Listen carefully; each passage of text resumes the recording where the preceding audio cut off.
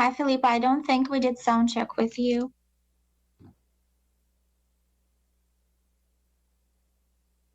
Philippe, you just muted yourself. Hi, Natalia. Can you hear me all right? Yep, thank you. Thank you. Hi, Natalia. It's Joel again. Can you hear me? Yes, I can.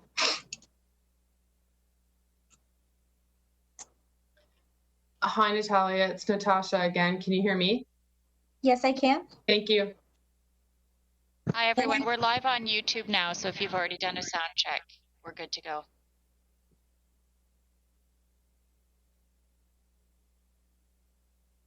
Good afternoon, everyone. Welcome to the City of Waterloo Special Council meeting, Monday, September 21st, 2020 at approximately 2 p.m. in the afternoon.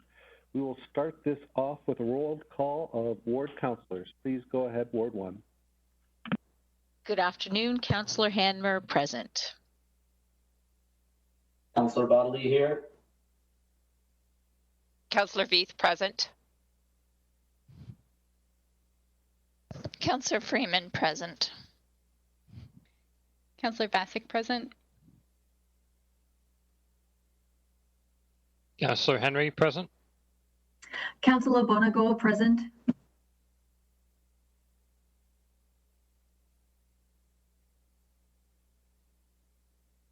The mayor's here too, but I did not hear Councillor Veith, and I don't recall hearing Councillor Bassick confirm. Councillor Veith. Councillor Henry. Sorry, Councillor Veith here. Did you hear me? Councillor Bassick. Councillor Bassick's here too. Did you hear it? Yeah, okay. Got you. Great. And did we had Royce? Okay, thank you. We would like to begin by acknowledging that the land on which we gather today is land traditionally used by the Haudenosaunee, Anishinaabe, and Neutral people. We also acknowledge the enduring presence and deep traditional knowledge and philosophies of the Indigenous people with whom we share this land today.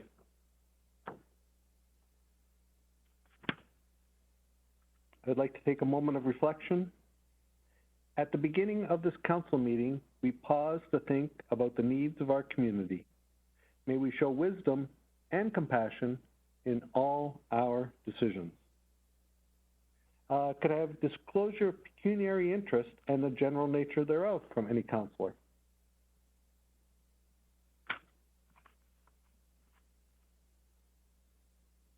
Hearing none, we'll continue with approval of minutes. You'll see we have a set of minutes there from August 24th. Could I look to Ward 1, Ward 2 to take us through this, please? Councillor Hanmer, I'm happy to make the motion to approve the minutes of October 24th, 2020, and I support the motion. And I may have been too quick. I think Councillor Bonagor has an item here. Please, Councillor Bonagor, go ahead. Thank you, Mayor Jaworski. There was just one amendment to the minutes that I had flagged with clerks, and I will just read out here, if that's okay. It's under section 11 of the minutes, under questions. There's one clause that needs to be replaced. Instead of saying that the storm water team their plan would be, instead of followed by a citywide plan within 5 to 10 years, it should read, and for that plan to bring forward projections and options for upgrade to 5-year and 10-year storm drains. I have emailed that wording to clerks. Excellent, thank you very much. I'll go back to Councillor Handler to take us through this. Thank you. With the proposed amendment, I'm happy to make the motion to approve the minutes of August 24th, 2020, and I will vote in favor of the motion. Councillor Bodley seconds the amended minutes and votes in favor. Councillor Veith in favor.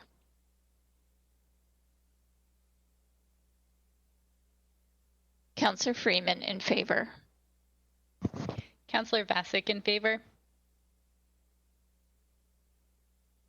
Councillor Henry in favor.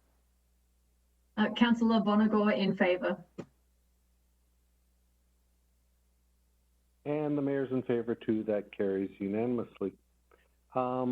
Next up, we do have a delegation today on our ISO certification. Some very, very, very good news.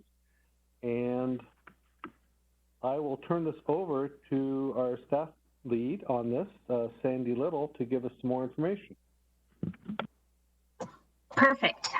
Thank you. Good afternoon, Mayor, members of council, and staff.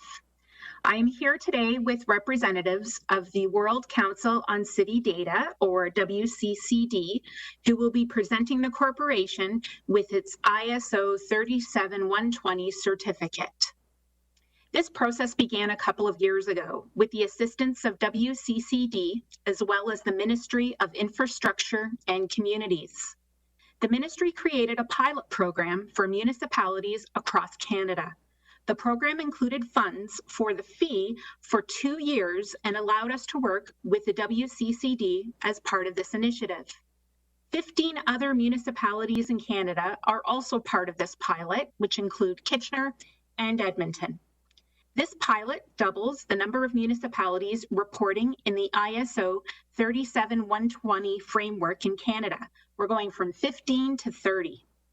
Unfortunately, a representative of the ministry could not be in attendance this afternoon. However, they do send their regrets. I do, however, want to take this opportunity to thank the ministry for their investment in municipalities, including our very own, as well as this project as a whole. I also want to highlight the commitment of staff to this initiative, which was spearheaded by Anna Marie Cipriani and a number of staff across the corporation. With all of their hard work, we were able to report on 95 of 104 of the ISO indicators. In addition to obtaining the ISO 37120 certification, the process itself was done in a timely fashion, and that's because of staff's commitment to this initiative. The information we gain going through this will contribute to our overall reporting framework for the strategic plan. This is not the end of our ISO work, rather it's the beginning, and I look forward to working with WCCD and staff as we move on to year 2 of the project. WCCD is committed to this process with us and have been incredible to work with. I look forward to working with them over the course of the next 2 years.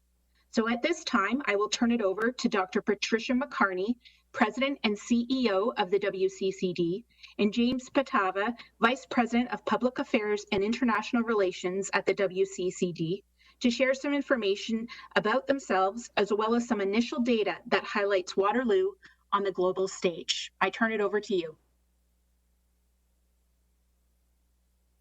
Thank you so much for that kind introduction. I hope everyone can hear me all right.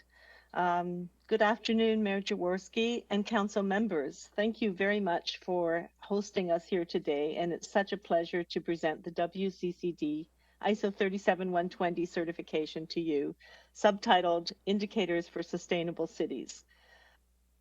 We would very much like to be there with you this afternoon in person, but I trust better times lie ahead to soon again visit the lovely city of Waterloo. We've been a few times throughout this process, meeting your staff and colleagues.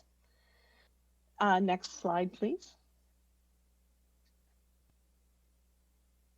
So to begin, I want to first congratulate Mayor Jaworski, the council, and the City of Waterloo staff on your WCCD ISO 37120 Platinum certification. This is a true demonstration of your city's dedication to building high caliber data that will inform planning and management across the city and drive sustainable prosperity into the future. This is a real tribute to your data-driven senses and your culture of data in the city. You did it in record time and with the most incredible staff team to work with. So we're so pleased to be with you here today to present this certification to you. Waterloo is now not just joining a network of Canadian cities dedicated to data and comparative apples to apples data across Canada, but also an incredible global network that we've been building since 2014. There's now 100 cities in 35 countries as part of our network with this comparative data.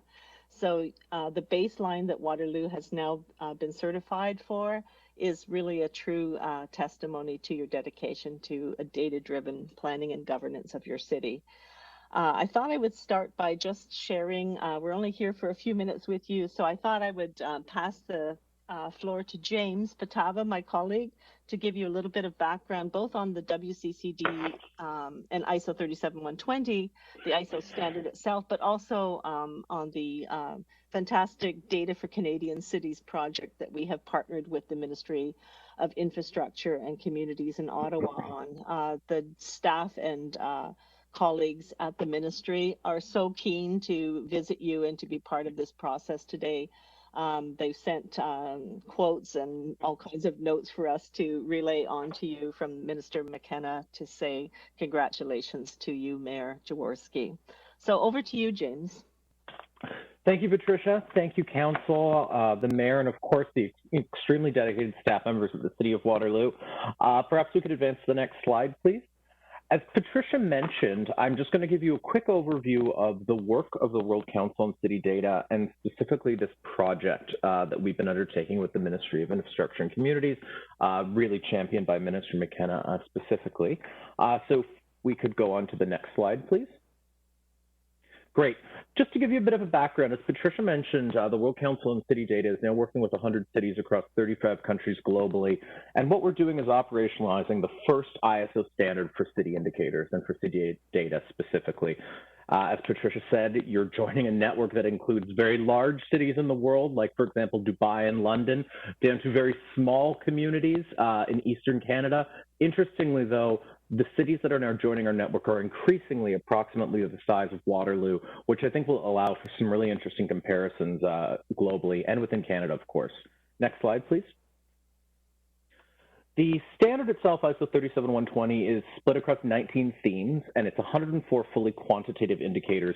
As you'll notice here, all of the themes listed are things that cities are measuring already. But what we now have the ability to do is do so in a truly apples-to-apples way across all of these indicators, allowing you to set baselines and benchmark, of course, with cities both in Canada and the United States.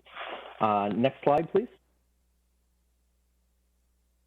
Of course, you're also receiving your platinum certification level today. And just to tell you what that means, on the right side, far right, you'll notice our platinum certification, which means the city has reported and had verified over 90 of the 104 ISO indicators, in your case, 95, an incredible achievement. But what this certification actually recognizes is it recognizes the caliber of the data in itself reported. It's really a sign of good housekeeping to show how you gather this information and report it to the WCCD, and that's what has proceeded to certification. Next slide, please. The other thing I would quickly mention is that beyond our work on ISO 37120, where you're now receiving certification this afternoon, we've also created two new standards, ISO 37122 indicators for smart cities and ISO 37123 indicators for resilient cities. These two new standards came up very much as a result of our first standard, where cities were demanding more indicators, specifically to help qualify and quantify what does it mean to be a smart city, or what does it mean to be a resilient city? As you can probably imagine, with the pandemic, ISO 37123 has become of extreme interest to cities around the world, and we're actually working on a pilot project with the United Nations Office for Disaster Risk Reduction to roll that out within Canada and globally.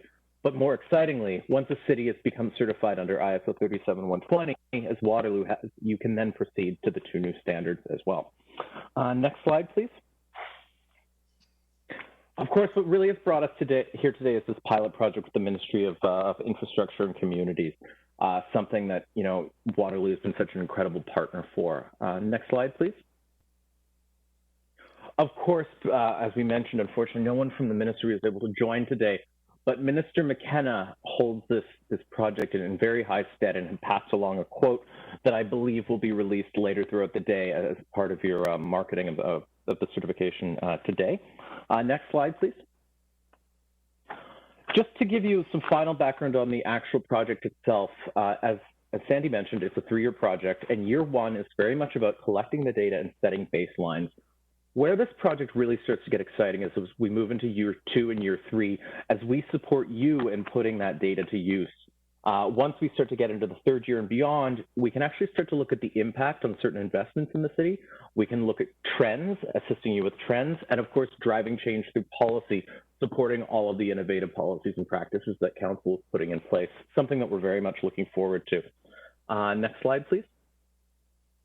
And finally, just to give you a very quick overview of what this data is helping cities do, of course, it's helping create data-driven municipalities. It's informing and directing spending across the country. It's showcasing the impact of spending to citizens and communities. Job creation and economic development are also really exciting and interesting opportunities that come out of this data and showcasing it for economic development. Of course, there's the ability to track progress by cities on climate agendas, and of course, to embrace the United Nations Sustainable Development Goals at a local level, which is something we've been quite involved with over the years and something that we're very much looking forward to working with the City of Waterloo. With that, Patricia, I'm going to turn it back over to you for your final piece, but thank you so much, everyone, for having us here today, and once again, our heartiest congratulations. Thank you, James. If you could pass to the next slide, please. So at this point in time, I just wanted to advise the council and advise Mayor Jaworski that Waterloo is truly exemplary in this comparative global context for many of the data points that we've been tracking. And while it's early days to build out that comparative base, we just wanted to highlight a couple of things. Next slide, please. Clearly, Waterloo is on an incredible growth trajectory and with reflected in very careful planning in terms of density on the bottom graph and the population growth. This is a really sustainable trajectory, which is a fantastic tribute to your planners. Next slide, please. But I also wanted to highlight two specific data points that really stood out when you compare this globally. The first one, maybe no surprise to you, but to have this with apples to apples data across the world is really interesting for us. This number of new patents in Waterloo, if you look on the next slide, you'll see this in comparative perspective. This is a truly outstanding number and an incredible achievement of Waterloo. The next slide, please. There it is. So look at even just compared to San Diego, right next to the bar just next to it, Portland, Taipei, Boston, all of the cities that we know are really spectacular for innovation and nurturing innovation in their cities. Waterloo is surpassing that, and it's an incredible, wonderful congratulatory point of data for you to see today. The second and last data point I wanted to show you has to do with higher education degrees. On the next slide. Here you'll see Waterloo again in comparative perspective in terms of the talent pool on the next slide. I know there's a bit of a delay here. The next slide will show higher ed degrees in comparative perspective. And yes, there it is. This is just some of the Canadian cities. But if you go to the next slide, that is Waterloo in global comparative perspective. So you can see Canadian cities do extremely well in a global context on this particular measure. Standardized definitions and methodologies and third-party verified by ISO in this process that the WCCD works with cities on puts Waterloo basically as pretty much one of the top performing cities in the world, which is an incredible celebratory data point that I wanted to share with you today. So now, if we go to the next slide, I'm going to wrap up with a particular hearty congratulations to you all. It's my pleasure to award the City of Waterloo with WCCD's ISO 37120 Platinum certification, as we mentioned, the highest level of certification possible under this ISO system. So congratulations to Mayor Dave Jaworski, the dedicated staff and the council. The focal points, Anna Marie Cipriani and Sandy Little, were just incredible to work with, and led by Tim Anderson. To get to 95 of those 104 indicators in such record time is truly exemplary, and we're so happy to be working with Waterloo. Last slide is the actual certification slide. So Waterloo reported 95 of the 104 indicators, a truly exceptional experience. This showcases a commitment to a data-driven future for your citizens and innovative leadership in local governance in Waterloo. So in closing, on behalf of the WCCD and the Ministry of Infrastructure and Communities, I would like to congratulate the dedication of Mayor Dave Jaworski, the council, and the city staff to open, standardized, and comparable city data. This standardized data will help to increase the quality of life for all citizens while driving evidence-based decision-making and data-driven solutions in your city. The City of Waterloo stands out in Canada and globally as a leader in working to create a sustainable, resilient, and inclusive and a prosperous future for its residents. So congratulations once again on this ISO Platinum certification to you all, and I wish you all a very good afternoon. Thank you. Well, thank you very much, Patricia and James, for that, and a special thank you to Sandy and Marie and all of Tim's team. I don't think I've heard the phrase Mayor Jaworski so often, and as you know, when you're mayor, you often get blamed for things you didn't do, and you often get credit for things you didn't do. So today's one of those days where I'll offer my great thanks for all the credit, but the credit goes to the team here, which has been working so hard on this. And I think it's really thanks to your team that they've made it easy to ratchet up to platinum level. So I would like to thank you for that. We've certainly had citizen satisfaction surveys in the past that have been quite positive, including 99% of respondents found the quality of life in Waterloo to be either very good or good. 94% satisfied with Waterloo as a great place to live. But now we'll be able to do those comparables to other cities, as you mentioned, including a lot of global cities and our neighbors, and also chart our own trajectory. I think that the rate of change is something that's very important for cities to look at, because there's certainly, it'd be great for all of us to be like Barcelona or Dubai or London or any other great city. However, we still have to work with what we have here, and that gives us a chance to improve our own numbers. And I think that these ratings will give us a great way going forward for us to chart a path forward on the SDGs and many other things to improve to formally improve the quality of life right here in Waterloo. So I'd like to thank you for bringing us this opportunity. I guess couple of years ago now, I would say, Patricia, that you came. Yes, that's right. Mm-hmm. Yeah. That's right. That this has been a journey, but actually quite a quick journey. So I think yes, it's very impressive. It's so fast. Yeah, from the staff perspective, I think it was great that we're able to come together so quickly. And speaking of quick, I was just talking to Sandy about maybe getting a picture with the certificate. And I found that it's already been framed, and it's in our awards cabinet right here outside of council chambers. So it's already been taken care of. Quick Fantastic. Yeah. I wish I was there to shake your hand to present it, but the fact it's already hanging up is fantastic. Thank you. Yes, it is. So thank you for that, and certainly all the best as you help other communities go through their own personal journey, because I think certainly the more cities that we can get on this, the better for all of us, because again, it's all about self-improvement, not necessarily about comparing yourself to the neighbors, but all about self-improvement, making each city a great place to live. Great. So with that, thank you for your time today. And Sandy, do you have any closing comments, or Tim?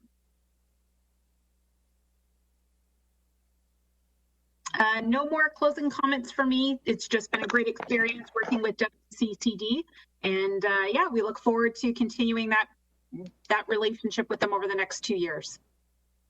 Great, thank you, and thank you to the team. And with that, I'll let you get on with your day, and we'll move on to our consent motion. Thank you very much, James and Patricia. Thank you. Thank you so much, everyone. Bye now. Bye.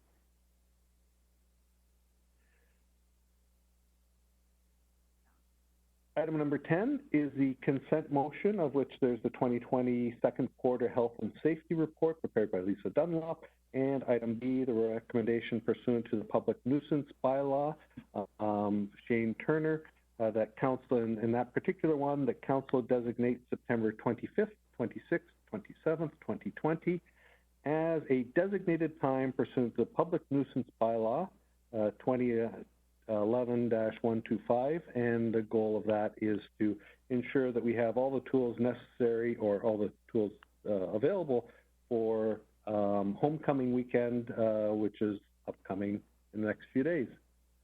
And I'll see. Okay, so I think Councillor Bonagor wants to pull the vote on the public nuisance bylaw to have questions on that. So what we'll do is I'll look to wards 3 and 4 to move and second the item 10A, which is the second quarter health and safety report. Councillor Veith here. I move the second quarter health and safety report, and I support that motion. Thank you.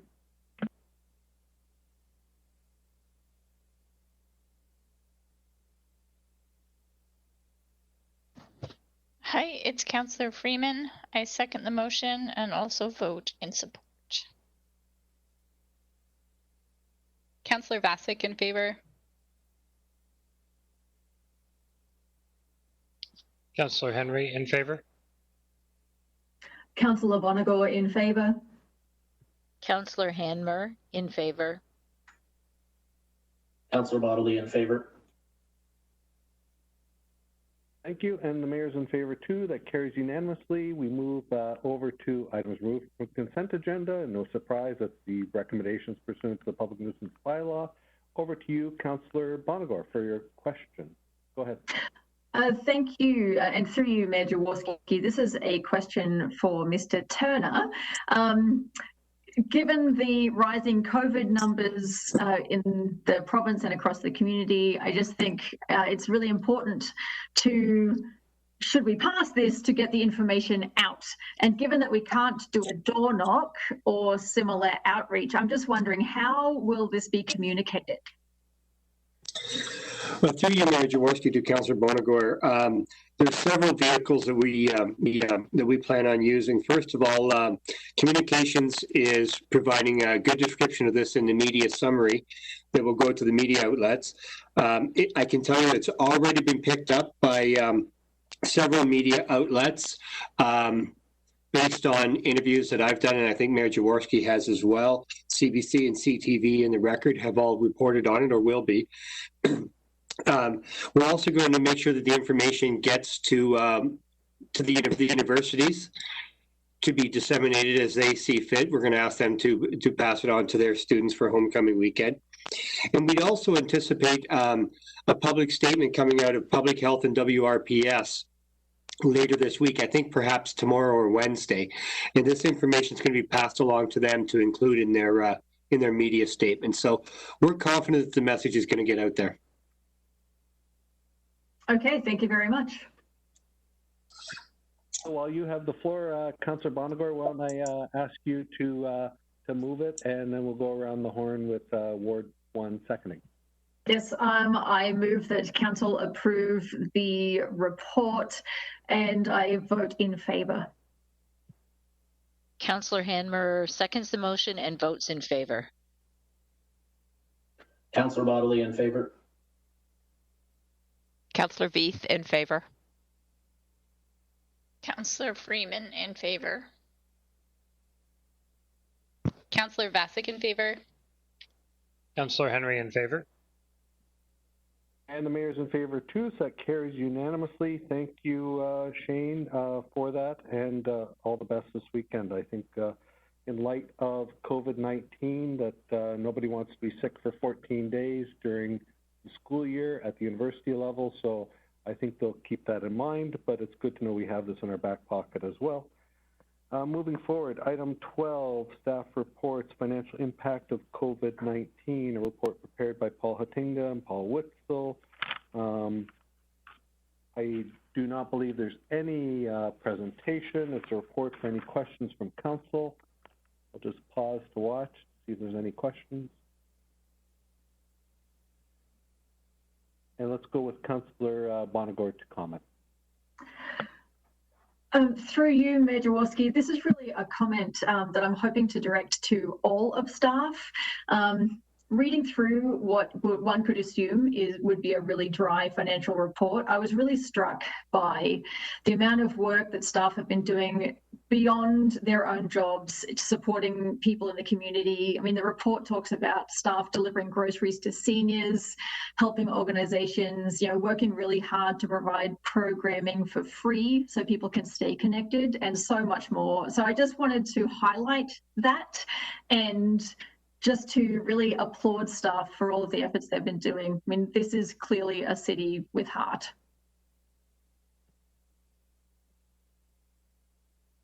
Well said.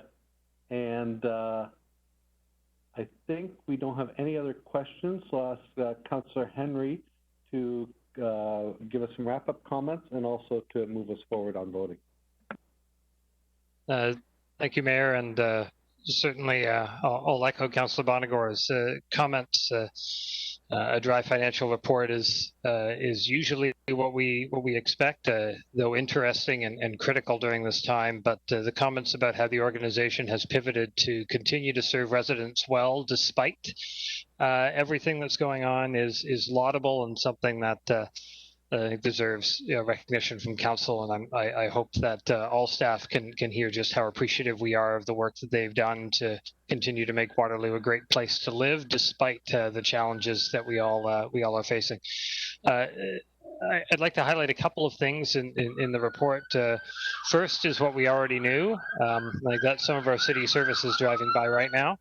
I think one of the highlights. For me is that staff have found ways to save substantial amounts of money through the pandemic by stopping doing things we don't need to do right now in order to be able to apply those funds to things that we do need to do and to minimize our deficit. The second is that our deficit is substantial, and without the support of the federal and provincial governments, which we very much appreciate, we would be doing some substantial depletion to our rainy day reserves, and we know more rainy days are still ahead of us, and that we will continue to need to rely upon good, prudent financial management to be able to see our way through this crisis and on to dealing with building back better into the future. So we appreciate the support of the federal and provincial governments in helping us manage our deficits in a way that will allow us to keep serving the people of Waterloo well without raising costs on them at this challenging time. So we're well positioned to do that. And the third one, and this is what stood out to me most from reading the report, is that our pandemic expenses and forecast pandemic expenses this year amount to nearly $1 million to be able to handle those changes, to facilitate physical distancing, to be able to maintain the health and safety of our employees as they do their work, is a stunning cost relative to our general budget, and is one that I know, though Council didn't have approval authority on a budget level, that we appreciate that our CAO did a great job in making sure that staff had the resources that they needed to be able to make sure that they could be safe at work wherever work was, and that's critical, and that we figured out a way to manage the costs. So thank you to staff for that ongoing work, and appreciate finance staff as we look forward to getting towards a year end and confirming next year's budget. Thank you. And I do see there was a question that Councillor Bodley was trying to get through a bit earlier. So before you move it, we'll just go to Councillor Bodley for the quick question. Go ahead, Councillor. Yes, thank you. Sorry about that. I was putting it into the wrong chat panel. Excuse me. And I apologize because maybe it's not a quick question. Sorry, Dave. And I had a couple of them. So my first question is on the in the section 4, the other section. Could I get a refresher about the salary step gapping and at what rate it gets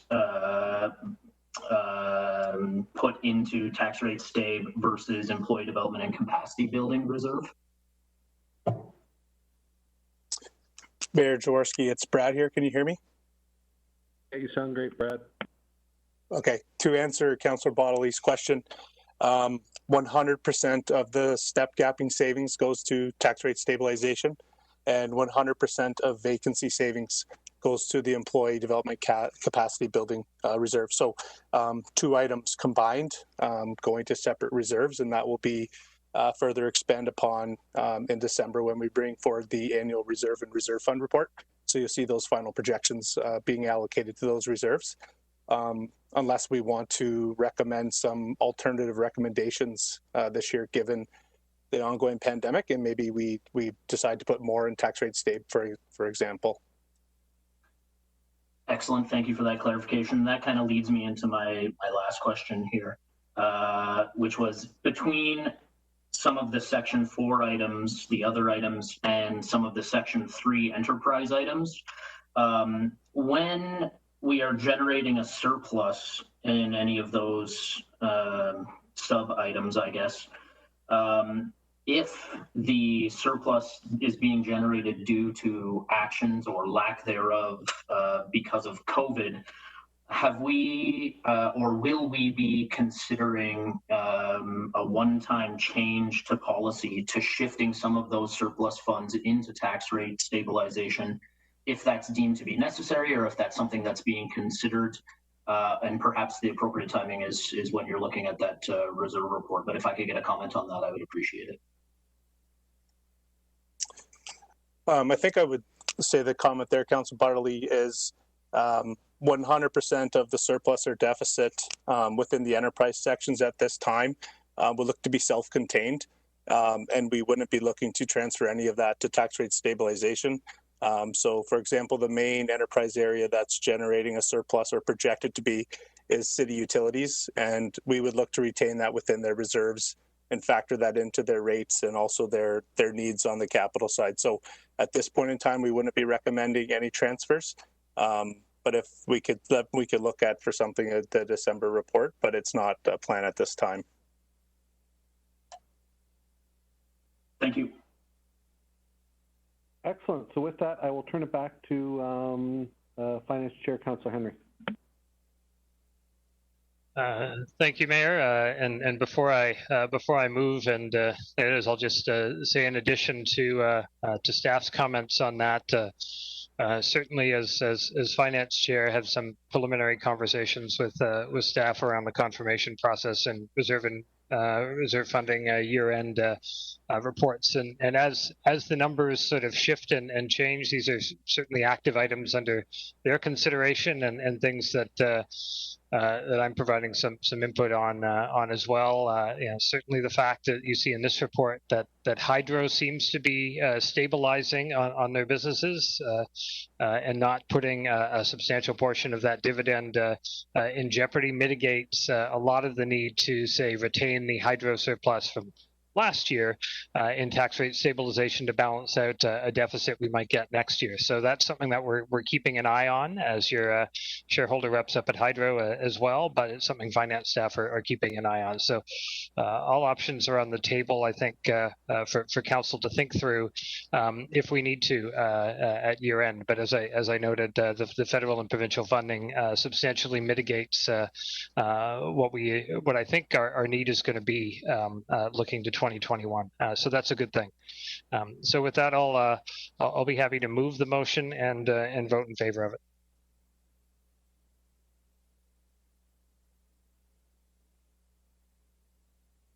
Mayor, did you want to just keep going around the horseshoe? Sure, as long as you're happy with it, but you seem very happy with it, Councillor Yes, Bonnegar. yes. I'm happy to second the motion and vote in favor. Councillor Hanmer in favor, and with great thanks to the staff. Councillor Bodley in favor. Councillor Veith in favor. Councillor Freeman in favor.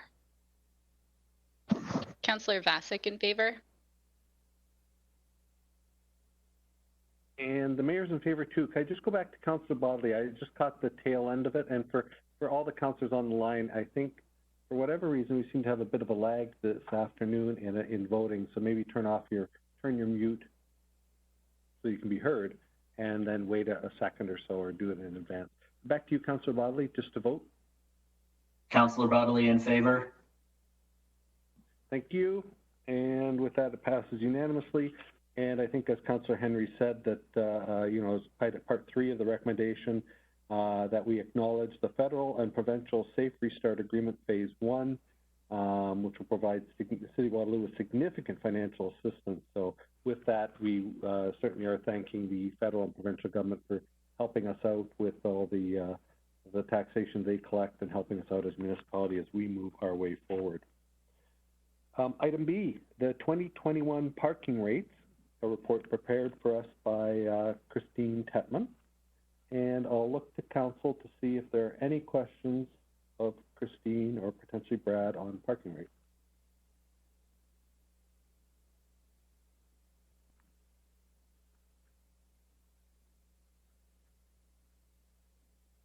And seeing none, I know that Councillor Bonagor would like to share some comments and also perhaps move us forward on this motion. Please go ahead. Thank you. Through you, Mayor Jaworski, this is Councillor Bonagor. What has been proposed here, it's consistent with past policy and provides some assistance for uptown workers and employers alike, as well as people who are visiting uptown. So I'm supporting this motion and will vote in favour. But if I can just add a comment, this report describes parking and free parking as, quote, a unique public service. But I just want to note that this really only serves the slice of the population that is travelling in a mode that is intensely greenhouse gas emissions spewing. So I would hope that as we look forward and put together our plans for our future city, that we bring forward plans and policies that actively work towards supporting a mode shift so that we can share unique public services with all of the public. That's the end of my comment. Excellent, thank you. And we'll move to continue voting along with Ward 1. I'm happy to second the motion with Councillor Hanmer and vote in favor.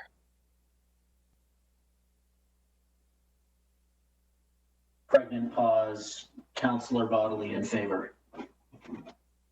Councillor Veith in favor.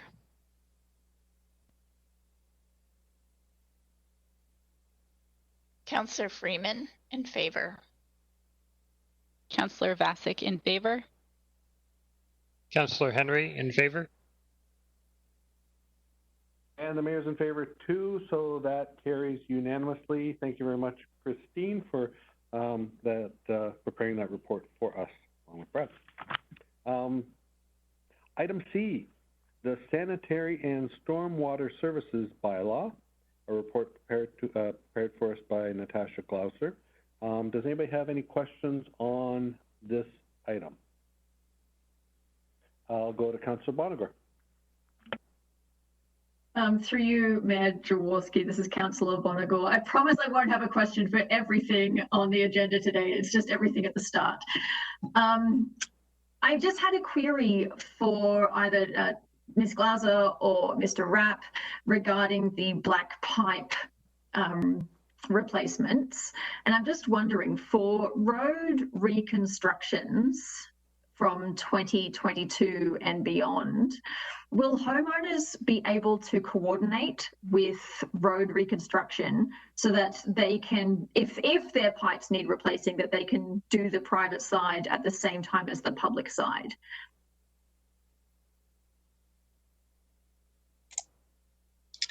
Good afternoon. This is Natasha Glauser. Through you, Mayor Jaworski, to Councillor Bonagor.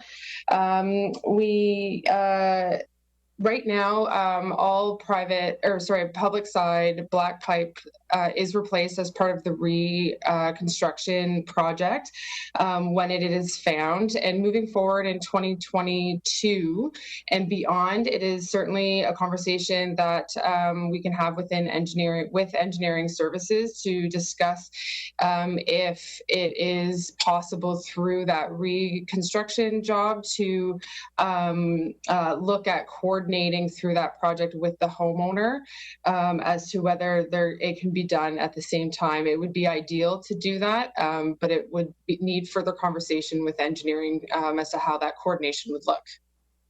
Thank you. Okay, thank you for that. I look forward to seeing how that conversation proceeds. And I just had another question regarding the same, like the black pipes again.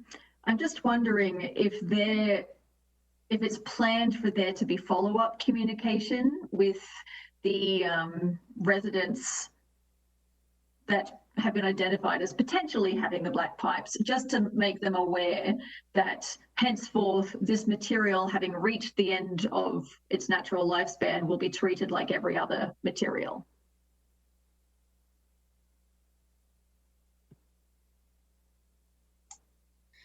This is Natasha Glauser, through you, Mayor Jaworski, to Councillor Bonagor. It was not a conversation that we have had. It is certainly something that we can look at. We did put in a notification into the Chronicle last week for the changes to the bylaw with a specific piece on this black pipe program change, and but reaching out to individual residents to communicate this directly, we have not considered up until this point. And going forward, if it is the wish of council that we do that, it is certainly something that we can carry out. Our concern with that is the liability and the response, where the liability of the city would be then at that point. So we just have to be cautious about that and probably consult with legal on what that looks like. Thank you. Yeah, I think my concern is it really just lies in the fact that back in 2002, the city was very proactive in sending letters to inform people. But a lot has changed since 2002, and having a notice in the Waterloo Chronicle sadly does not assure us that we are reaching all of the people who may be affected. So I will perhaps leave that with you as something to consider, but I would just really want to make sure that we're giving people the opportunity to know of these changes. Thank you. Thank you, Councillor Bonagor. I think that's wise, simply because as you saw in the report, there's a number of people who, quote, may have black pipe. And I think that it may cause a concern where people all of a sudden who have pipes think they really need to have them inspected when in fact they probably don't, and to check things out. And I think it could have a lot of different side effects, but I think leaving it in staff's hands is probably the wisest thing to do at this point. Councillor Vasic has a question. Go ahead, please. Thanks, through you, Mayor Jaworski. Yeah, just to say that I support that wholeheartedly. I just got a call at lunch from someone who had received the letter in 2002 and sounded quite concerned about the potential change, and I outlined some of the rationale for it. But I think he has requested that I put him in touch with staff, which I will do. I think to have some more information would be extremely helpful. My question is, oh my gosh, I am so sorry. I did not write it down, and now it is completely escaping me. Give me just 1 second. Nope, sorry. I'm going to get back to you in just a second. I do have it written down, just not right in front of me.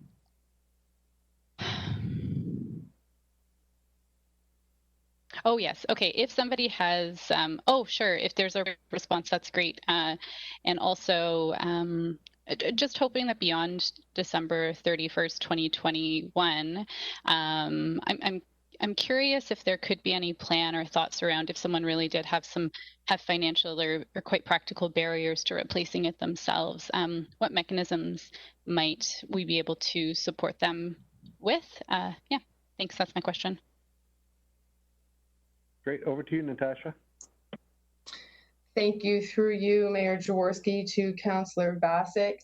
Just a comment about that resident that got in touch with you today, Councillor Vasic, is we do have a caveat built right into the bylaw that if a resident can produce their evidence, such as the letter that was issued to them in 2002, that with a city commitment to replace their black pipe, we would, at the discretion of the directors of city utilities and engineering, we would honor that letter. So for that specific resident who is aware that they have black pipe and who has already received commitment from the city, we would carry forward with that project at our cost. And again, just to echo my comment to Councillor Bonagor earlier, we will evaluate communicating with residents that have already received a letter that have not yet had their black pipe replaced.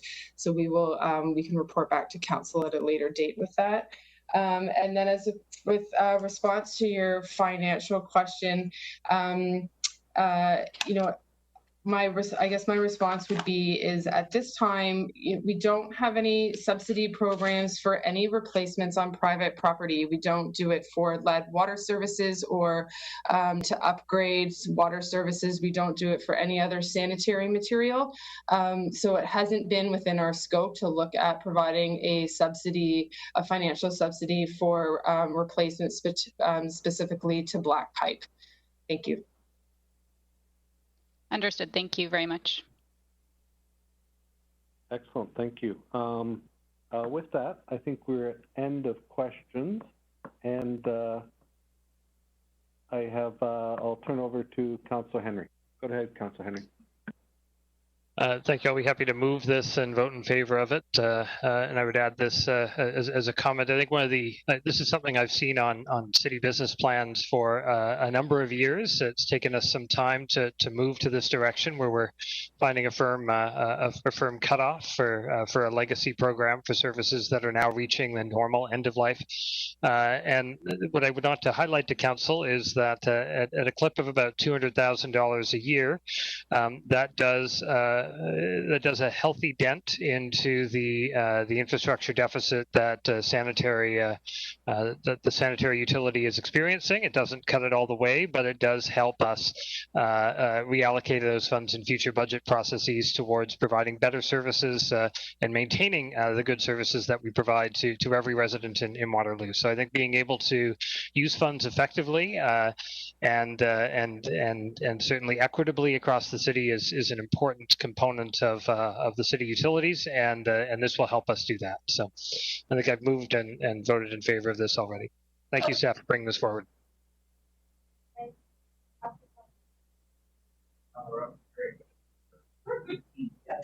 This is Councillor Bonagor. Just to keep going around the horseshoe, I am happy to second this and vote in favour.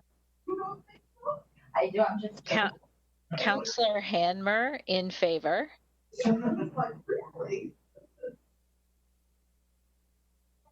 Councillor Bodley in favor. Councillor Veith in favor. Councillor Freeman in favor. Councillor Vasic in favor. And the mayor's in favor too. That carries unanimously. Thank you very much. Thank you very much for putting us on a new path here, Natasha. I think that's as Councillor Henry said, with life expectancy of pipe, we've reached it, and everybody has gotten probably as good a use they would have as any other pipe with that. So thank you very much for that report. Item D, legislative changes via Bill 108, the interest policy on development charges. A report prepared for us by Michael Pugliese. Does anybody have any questions? Oh, there's a presentation on this one, Michael. And there we are.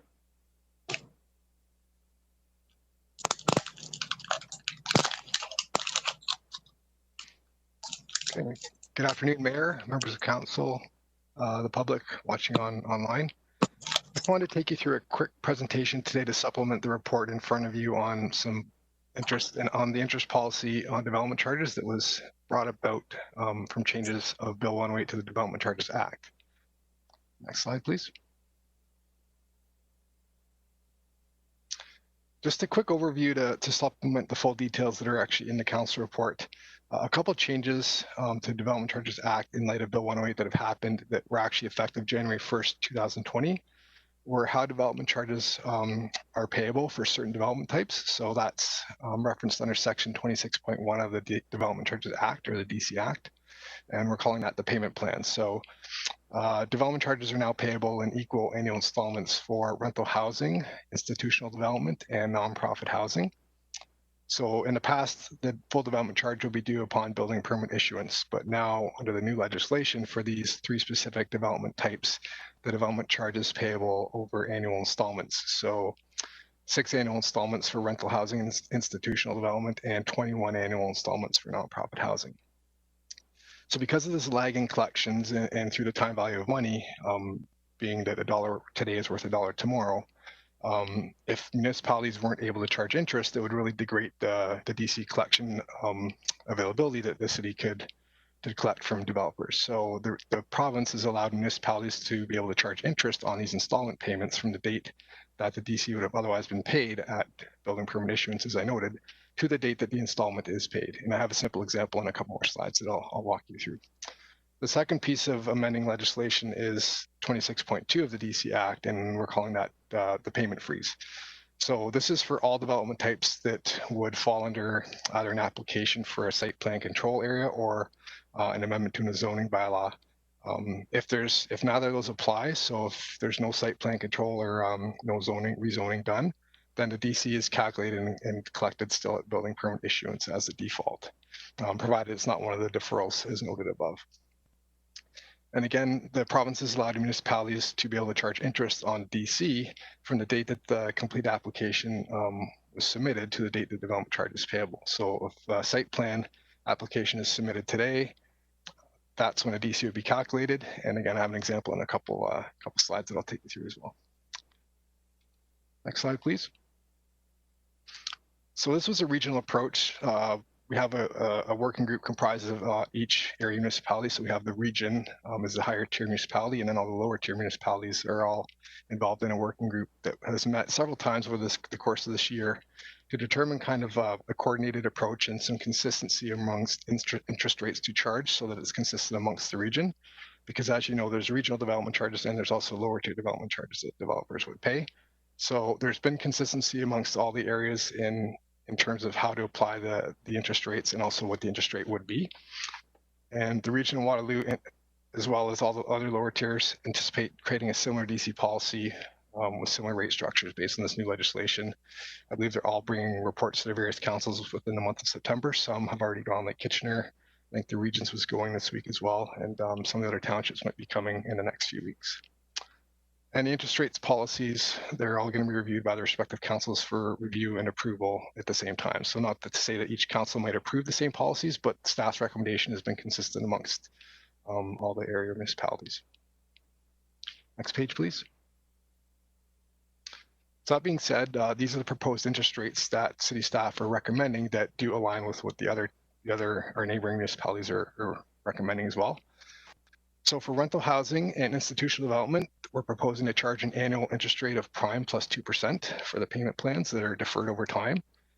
And for nonprofit housing, we're proposing charging 0% under the payment plan. So this in essence would provide an incentive and actually a supplement to nonprofit housing to basically have an interest-free loan over the course of 20 years to pay their development charges. For bullet number 3 there, annual interest rate of prime plus 2% for DCs calculated earlier in the development process. So that would be for the freeze. So for the example where I said if a site plan control application is submitted today, they would calculate their DC owing today, and interest would accrue at an annual rate of prime plus 2% from the date that the application is submitted today until the date that the actual development charge is paid. So it could vary depending on the time that site plan might take to get it to fruition till building permit issuance. So prime plus 2% helps offset the financial impacts related to deferred payments, as I mentioned, the time value of money, as well as potential for lost DCs from a development charge rate freeze. So one instance could be if the development charge is calculated today on a site plan control application and our DC bylaw is updated, say, next year, and development charges could go up significantly, that developer would still secure the lower rate at today's bylaw. So it's to help offset some of those changes over time as DCs increase over time. Having it frozen in time, this interest would allow us to recover some of that lost collection. 0% is being recommended for nonprofits to help advance the creation of some of these more affordable housing units and projects within the city. That's always been a council mandate that we feel this legislative ability is one we could offer to developers without actually having to without having to fund it through other means through tax rates or reserves or things like that. It's actually legislation within the DC Act where we could do that. The policy considers the cost of inflation on DC rates through our annual indexing, as I mentioned, and the financing cost to the city of funding some growth-related infrastructure ahead of actual DC collections. So if some of our DCs are spread over time, but we need to build that infrastructure today, we may have to take out a debenture and pay interest on that. So this interest we're able to collect would help offset some of the financing costs the city may need to undertake. Next page, please, or next slide. So there's two tables in this slide, and these are the ones from the report as well. The first one is just a quick example about how a payment plan might look for one of the developments that are under the 6 payment plan term. So they could have a development charge due of say $120,000 at building permit issuance. They wouldn't need to they wouldn't need to pay their DC at building permit issuance. They would pay it upon first occupancy, so say September 1st, 2020. And they would incur interest from the date that the building permit was issued, though. So it'd have a small interest charge between the building permit issuance in March to when the first occupancy happened in September this year. And then their payment is their $20,000 plus their interest accrued for that year. And again, we go on year by year by year until it's finally paid off by September 2025. And as you see, interest gets bigger as time goes on. So the interest is calculated and paid with each payment. So the DC payment of $120,000 is still $120,000, and you'll see now that there's some interest costs of about $23,000 over those 6 years that the developer would also have to pay. That would help the city again stay whole in terms of the time value of money. The second example is when there's a development charge rate freeze. So if a development's going through a site plan application or a rezoning application, they would lock in the DC rate at that date. Say it's $10,000. And if the annual interest rate is 5.25% and the DC is frozen for 1.5 years, so say the building permit isn't issued until 1.5 years after the site plan control application is made, they would incur an annualized or an interest charge of about $800. So in essence, their DC per unit would be about $10,800. So then again, they would pay that DC based on the number of units for their development. Next page, please. So if approved, these DC interest rates would be available on the city's DC webpage, of course, and they're also to be included in the city's annual development charge pamphlet publication, which is required by the Act. It's available in hard copy form at the IPW desk, as well as it's listed on the DC's webpage. Developers will be informed of the new process for DC timing and payment as their applications are received, if it's a qualifying development type. There's been engagement with the Home Builders Association. They're aware because it's all regional areas within Region Waterloo have been putting forward similar policies. So the Home Builders Association is aware of the changes to legislation and all those things that the cities are looking to implement because of it. Next slide, please. So that being said, if there's any other questions from some of the slides as examples or questions of the report, I'll be happy to answer them now. Excellent. Thank you, Michael. And your first question comes from Councillor Bodley. Thank you. Through you, Mayor Jaworski. I'm curious on the installment piece. So to qualify for the installment piece, you need to be a rental property, an institutional property, or a nonprofit property. How do we know whether a new build is going to be a rental property or a condo ownership sort of structure? And what if it's sort of a mix between the two? Do they still then qualify? And then if they're saying they're a rental property and then they decide somewhere down the line to change to a condo setup, does that change how the installment process works?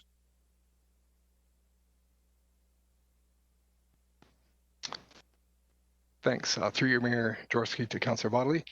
To answer your question in terms of the developments that are eligible, so as they come through the planning department and the whole process through the IPW desk into the building division to have their plans, it'll be determined if it's a rental property or rental property ownerships format versus individual condos.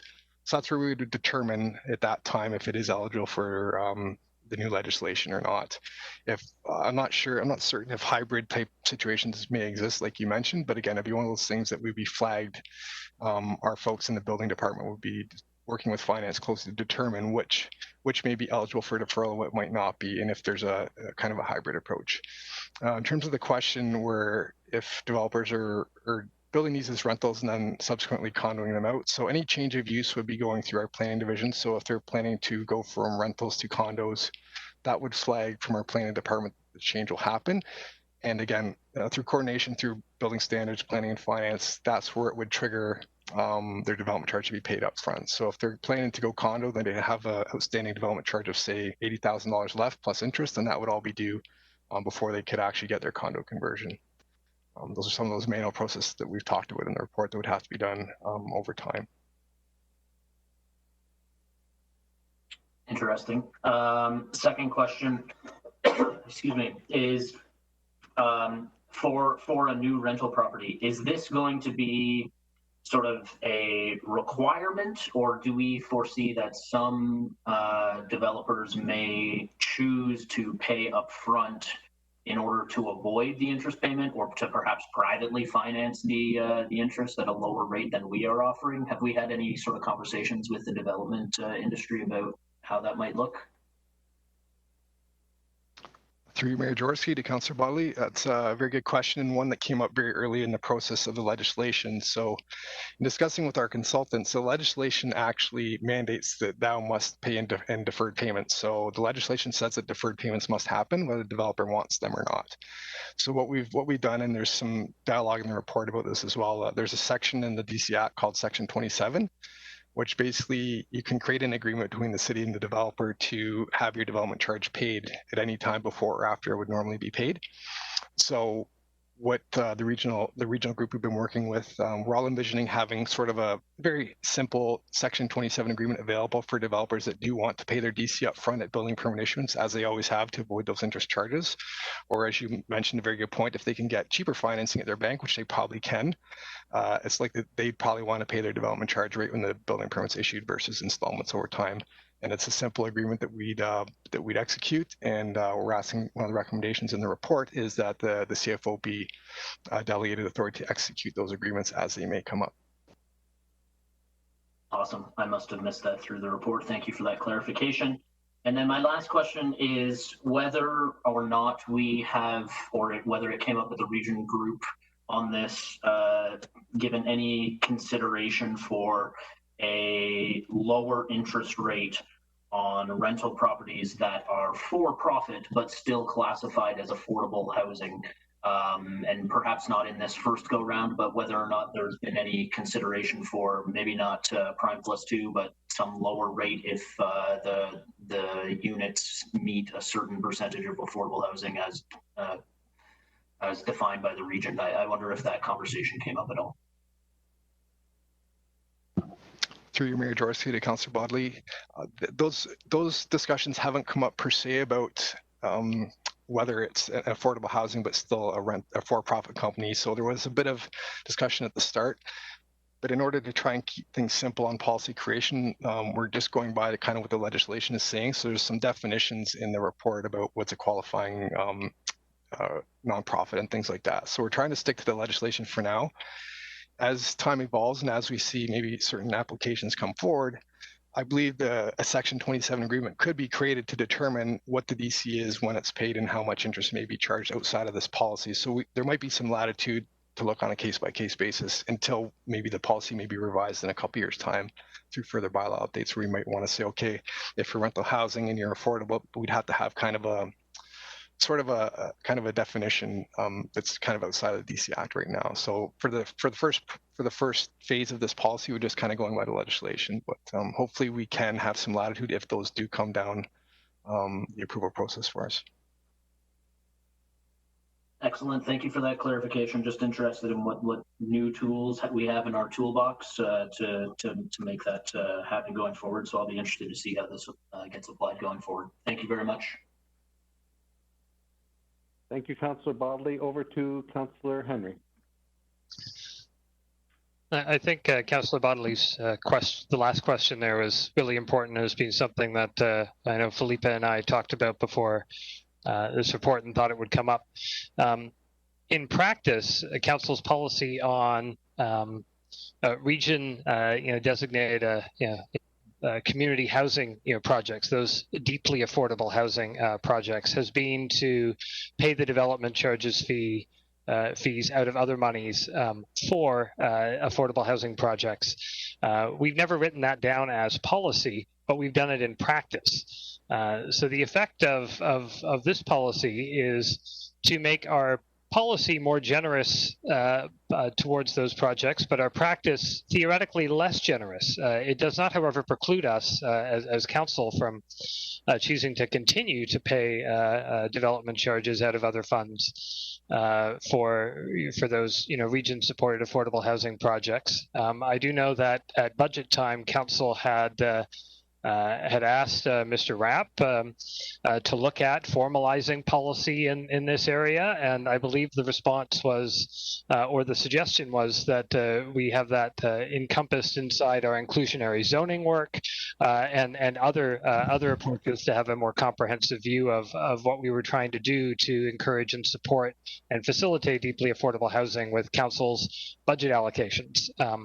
So I think those are still opportunities that are coming down the pipe, and I think council should really, has an opportunity to be able to act on those ideas. It's one that I'm certainly very interested in, and I'm sure all of us will be in some way. So this passing this today doesn't preclude our ability to continue doing what we were doing, or to do it in a more comprehensive fashion as those other policy tools come down. But this is a good step today to do what the province is telling us to do in a way that minimizes the financial harm for us. I think that's good, and I appreciate staff's approach across the region and being consistent in that regard. I think that will help us deal with the industry in a consistent, effective way, so we can get good value for the public on those. So, with that, I'll be happy to move the motion and vote in favor.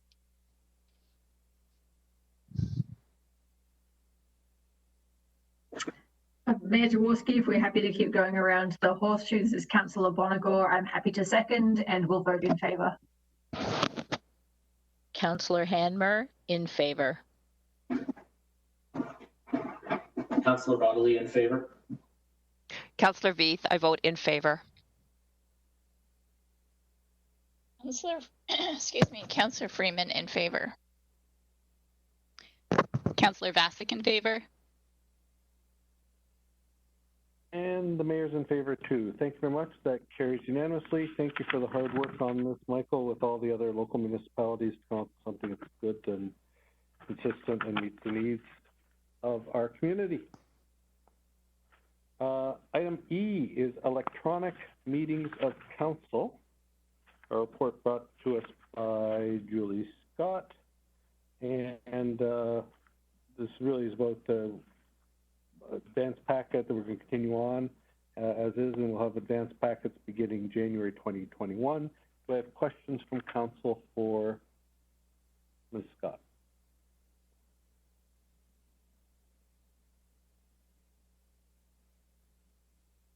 Seeing none, I might just go to Ward 1, Ward 2, please. Councillor Hanmer, I'm happy to make the recommendations as presented, and I vote in favour. Councillor Rodley seconds the motion and votes in favour. Councillor Veith, in favour. Councillor Freeman, in favour. Councillor Vasic, in favour. Councillor Henry, in favour. I already was in favour. Oh, I am in favour on this one. Yes, I'm also in favour here. Councillor Bonagor, in favour. Yes, there's lots to be in favor of today. I'm in favor too. That passes unanimously. Thank you very much for that, Julie. Item F, Eastside Branch Library Award of the RFP, report prepared to us by Kevin Van Oudegem. Do I have any questions for this? And if not, I might just turn it over to the ward councillor.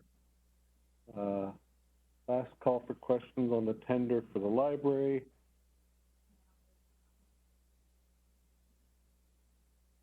And if not, I will go Mayor to Jaworski, I don't think you saw my note in the chat. Okay, yeah, go ahead, Councillor. I am happy to move this motion. I'm just going to double check with staff. The quote as it came in was what we were expecting from a budget perspective. Is that correct? Yes, that's correct. Basically, the price that we've got is on budget. Thank you very much. And I think with that, I'd like to move the motion, Mayor Jaworski, and just say that it's very exciting that in a COVID time, the process staff use both in terms of undertaking their cost estimating work as well as pre-qualifying contractors has put us in a very strong place where we've received a quotation to do this work that is within the budget that we'd planned for before pandemic times. And I think that speaks volumes to how hard that staff and library staff have worked, because although Kevin and his team have been the project managers, they've done so in conjunction with library staff who've just done an outstanding job to really visualize and anticipate what the future needs of this Eastside Library branch will be. And as you know, and as all of council knows, this library will represent a real shift in terms of library service provision from the perspective that it has open collaboratory spaces, it has a music room, it has places and spaces where people will talk, engage, make noise, for lack of a better way to say it. And I just am so excited about how this project will complete a broader vision for the Rim Park property, where we will see in the future an active sports park too. And so it's just going to be yet another piece to building out a really huge community hub on the east side of Waterloo. And I'm sure that Councillor Vasek might have a few comments to add in as well, sharing the east side of the city together as we do. Honestly, this library has been in the making since Councillor Veith and I were first elected in 2006. And we, in many respects, the east side has waited even longer than that, because there's always been talk about something on the east side. And so I'm just so excited, and I want to thank all of the members of staff who have brought this to this point. And I also want to thank council for continuing to stay the course over many years to see this branch get constructed. So again, I move and I vote in favor. And I'll look for your neighbor, Councillor Vasek, to consider seconding. I'm thrilled to second, and I really don't have anything much better to add. That was so well said, Councillor Freeman. The only thing that I will add is that I see libraries as community hubs, neighborhood hubs, places for everyone where they can go. I think we have a wonderful library system in Waterloo and throughout the region. Kitchener has a great one too. And so I'm thrilled to be able to support this motion, and I vote in favor. Councillor Henry, also vote in favor. Councillor Bonagor, in favor. Councillor Hanmer, in favor. Councillor Bodley, in favor. Councillor Veith, I'm totally in favor. Thank you. And the mayor's in favor too. That carries unanimously, as I think we all expected when something comes in on budget and it's a prize project for the community. Well done, Kevin, Sunda, Kim, all the whole team who've been involved in this, and this is just a wonderful thing, and a terrible time when we actually have an opportunity to work on Rim Park while there's very few people there. So looking forward to seeing that get started. Item G, the proposed demolition of residential dwelling, 8 George Street, a report prepared for us by Frederick Van Royen. Do I have any questions from council or staff? I'll go to Councillor Bonagor. Thank you. Through you, Mayor Jaworski, this is Councillor Bonagor. I just have a few questions for staff, and I'm not sure if staff is even able to answer them all, but let's give it a shot. The report states that this house has been vacant since August 2018. Are you aware of any reasons the new owners did not retain it as a rental property and why it has been left vacant?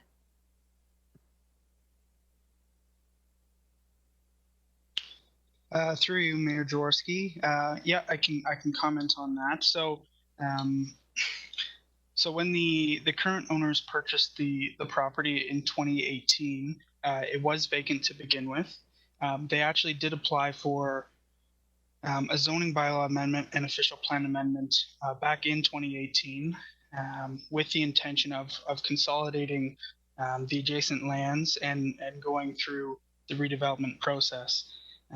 That application was made right in 2018 when they purchased it, but obviously through the planning process, it took a fair amount of time that they did not anticipate.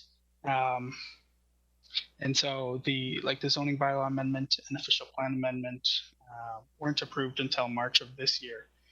So the owners never had an intention to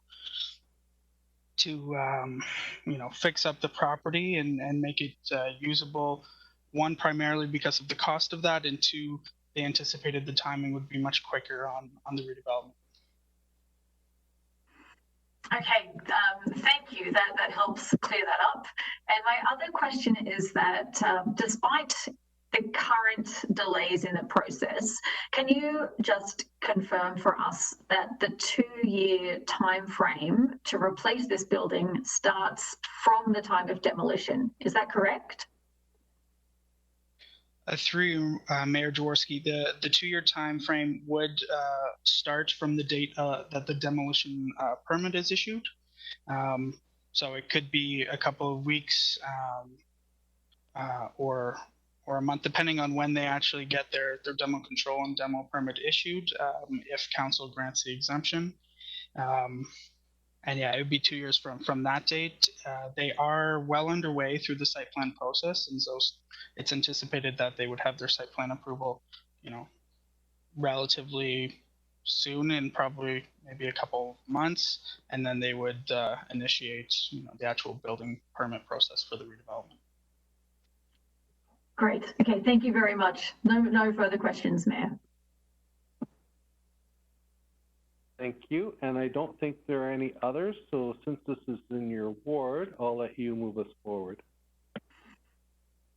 Certainly. So this is Councillor Bonagor, and I move the adoption of this, the approval of this report, and I vote in favour. Councillor Hanmer, I second the motion and vote in favour. Councillor Bodley in favor. Councillor Veith in favour. Councillor Freeman in favour. Councillor Vasic in favour. And Councillor Henry in favour. The mayor's in favor too. That carries unanimously. Thank you very much for that, Frederick. Item H, Green Building Policy Implementation Funding Release. And there's a report here, and I don't believe there's a presentation. Are there any questions of staff on this, on the Green Building Policy Implementation?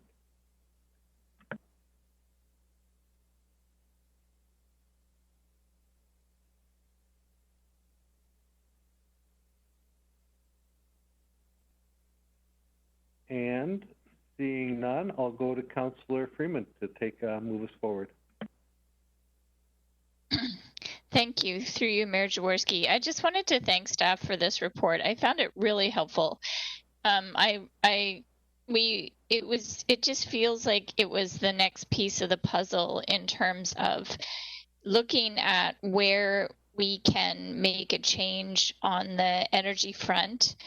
And we've always known it was associated with a lot of our facilities. And so I'm just going to say to Cinda and Kevin and their team, thank you for doing this. And I'm looking forward to seeing these savings. I think that some of these photovoltaic arrays might even do better than modeled.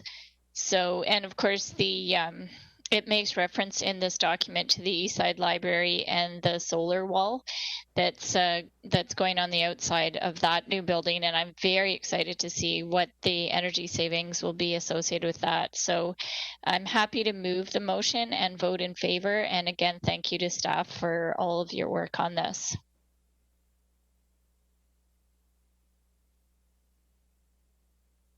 Excellent. I'll go to your neighboring councillor to take us forward. Right, sorry about that. I'm happy to second, and I vote in favor as well. Councillor Vesic. Councillor Henry, vote in favor. Councillor Monagle, I'm in favour and very much in anticipation of seeing this policy put into practice. Councillor Hanmer, in favor. Councillor Bodley, in favor. Councillor Veith, in favor. And the mayor's in favor too. Thank you all very much for that. Well done on moving us forward on our green building policy. Now, as I move forward here, I'm going to move up to item 18, questions. Are there any questions from council to management, staff? I don't believe there to be, but I'll just pause for a second. Seeing and hearing none, I will move on to new business, and I'll turn the floor over to Councillor Freeman. Thank you. Through you, Mayor Jaworski. As council and staff know, every year the city hosts the Mayor and Council's Oktoberfest Luncheon, a big Waterloo Oktoberfest opening through a partnership with KW Oktoberfest and Pillars Sausage. This event has been a yearly opportunity to celebrate the spirit of Gemütlichkeit and provide an opportunity for the community to come together, enjoy some free food, and lots of great music. Unfortunately, this year we cannot come together as a large group, but we can still celebrate and feed the community through the Food Bank of Waterloo Region, which was one of the largest supporting agencies of KW Oktoberfest, or vice versa. It was the largest agency that KW Oktoberfest supported. Therefore, I just wanted to let council know that we're planning on donating I'm hopeful the city and everyone's okay with donating the average cost of the event in the amount of $4,000 to the food bank, and hope that this Thanksgiving all families that can think about those in need and explore opportunities to support local initiatives and to themselves give to the food bank. Excellent, Councillor Freeman. Thank you for bringing that forward. We do not need to vote on this item because it actually is something that's within our budget, and we are simply reallocating it from a good cause of inviting people to the uptown and congregating and gathering, which was totally inappropriate now, into a great cause, the Food Bank of Waterloo Region, when we can help out our neighbors who are not doing so well. So thank you for bringing that forward. That is what is going to happen. There will be a donation to the food bank as suggested by essentially all of us. Next up, I have Councillor Bonagor. 2 items. Go ahead. Thank you, Mayor Jaworski. So this is Councillor Bonagor. I just have 2 items for new business. One is just to recognise the local Uptown BIA. So September 16th marked the 50th anniversary of business improvement areas in Ontario, and the Uptown Waterloo BIA was created in 1972, which makes it the 2nd oldest in the province. So I just wanted to recognise that day, and also to give special recognition to the BIA for all of the work it's been doing for all that time, but also for most recently for sharing, I believe the final total came close to $95,000 with local businesses through their Come Back Up fund as a way to keep on supporting local businesses in the core. So first piece of new business was just to recognise them. The second piece of new business, if I may, is another Uptown recognition, which is the Princess Cinemas. They turned 35 on Friday, which is a big celebration for, you know, the little cinema that could. But it's perhaps unsurprising that the pandemic has thrown huge obstacles in their path, much like every other business and organization and arts institute in the city. You know, the Princess, like many other organizations, has managed to find a way to be open right now, which demonstrates the tenacity of arts and culture in Waterloo. But I just wanted to bring to Council's attention some advocacy that the owners have been doing for art house cinemas in particular, with a request to have them sort of be reclassified in the province's phased plans. And, you know, they're kind of, I want to bring it to the economic development team's attention as well, their efforts to have art house cinemas be listed as attractions and institutions of cultural value. Like currently they're sort of lumped in with nightclubs when it comes to operational plans and reopening plans. So as our teams work very hard to bring together phase 2 of the solar initiative, I just wanted to bring this point up for consideration. Thank you. Excellent. Thank you very much, Councillor Bonagor. I do think that it's something that I know we've talked about most recently in the past last week, I think, and that's something that certainly we can move forward, giving that those thoughts and advice to our local members of provincial parliament. Seeing no further new business, I would look for somebody to move the extensive list of bylaws, enactment of bylaws, and I know this is a favorite of Councillor Bodley, so I'll turn it over to you, Councillor Bodley. Councillor Bodley loves bylaws, and he wants to move the bylaws, and he also wants to vote in favor of them. Councillor Veith, I'll second that motion and vote in favor. And Councillor Freeman votes in favor. Councillor Vasic in favor. Councillor Henry in favor. Councillor Bonagor in favor. Councillor Hanmer in favor. And the mayor's in favor too. That carries unanimously. I'll look for a motion to adjourn, and we'll start with Ward 1, please. I'm happy to make a motion to adjourn and vote in favor. Councillor Hanmer. Councillor Bodley seconds the motion and votes in favor. Councillor Veith in favor. Councillor Freeman in favor. Councillor Vasic in favor. Councillor Henry in favor. Councillor Bonagor in favor. Thank you all. The mayor's in favor too. We stand adjourned from this meeting. Thank you all very much. Thanks to the staff for all those great reports, which are able to we're able to make through quite quickly today. And with that, I wish you all the best. We'll be doing the Oktoberfest launch out at the airport this Friday, and it'll go on for 2 weeks in a very, very new fashion. Remain to be seen. All the best.